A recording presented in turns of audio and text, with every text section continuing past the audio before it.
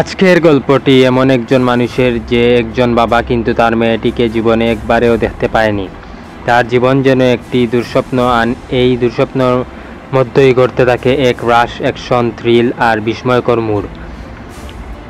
আমরা আজ এক্সপ্লেইন করব কার্তি মুভি নিয়ে, যেটা 2019 সালে রিলিজ হয়, এবং এই মুভির এক্সপ্লেইন ভার্সনটি আমরা আজ ব্যাখ্যা করব। তবে শুরু করার আগে যারা চ্যানেলটিকে সাবস্ক্রাইব করোনি তারা অবশ্যই চ্যানেলটিকে সাবস্ক্রাইব করে নেবে।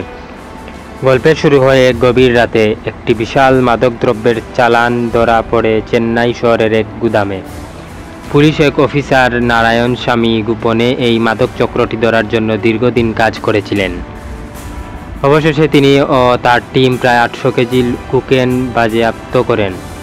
কিন্তু বিপদ এখানেই শেষ হয় না। পুলিশ স্টেশনে বসেই তাদেরকে বিষ খাওয়ানো হয় যাতে সব পুলিশ অচেতন হয়ে পড়ে। তখনই আসে আমাদের গল্পের মূল চরিত্র দিল্লি।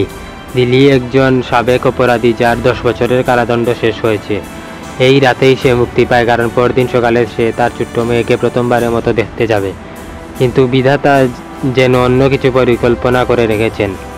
একজন অফিসার বিজয়, যিনি নারায়ণ স্বামীর ঘনিষ্ঠ সহযোগী, তিনি দিল্লির সাহায্য চান, কারণ এই মুহূর্তে পুলিশের কেউই জ্ঞান আছে না, শুধু বিজয়, এবং ওদেরকে দ্রুত হাসপাতালে নিয়ে যেতে হবে। শর্ত একটাই, দিল্লিকে সাহায্য করতে হবে।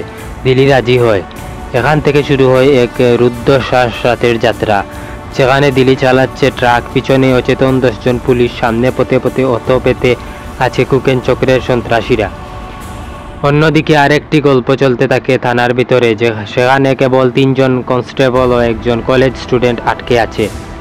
মাদক চক্রের লোকেরা থানায় হামলা চালাতে চায়, কারণ এদের 800 কেজি কোকেন আটকানো হয়েছে এখানে।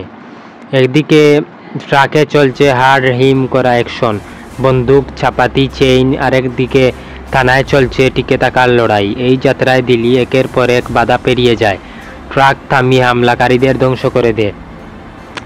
একবার তো সে একাই কয়েক দর্জন মানুষকে হারিয়ে দেয়, তবে সে শুধুই মারধর করে না, সে বুদ্ধি দিয়ে লড়ে। একটা জায়গায় সে নিজের গায়ে আগুন ধরিয়ে শত্রুদের ভয় দেখায়, আবার কোথাও সে গাড়ির হর্ন দিয়ে বিভ্রান্ত সন্ত্রাসীদের করে। অপরদিকে থানার ভিতরে থেকে একটা ছোট ছেলেও বুদ্ধি করে বোমা তৈরি করে, যাতে মাদক চক্র ভয় পেয়ে যায়।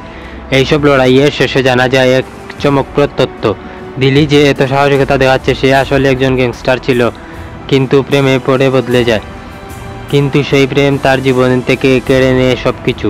তার স্ত্রী মারা যায় আর মেয়েকে কোনোদিন দেখতে পারে না। এই এক রাতের অভিযানে সে প্রমাণ করে মানুষ চাইলেই বদলাতে পারে।